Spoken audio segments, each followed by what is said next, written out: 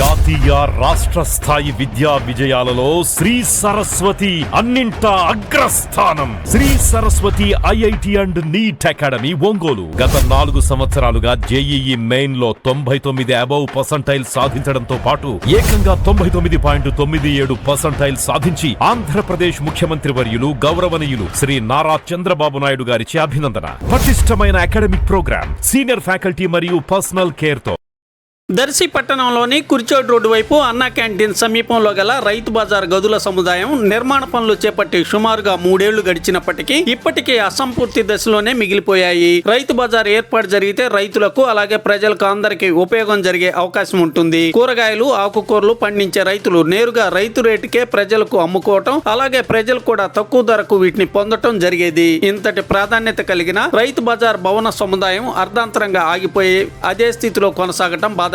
ఇప్పటికైనా నాయకులు, అధికారులు స్పందించి రైతు బజార్ నిర్మాణం పూర్తి చేసే చర్యలు చేపట్టితే ఎంతైనా మంచిదే కదా.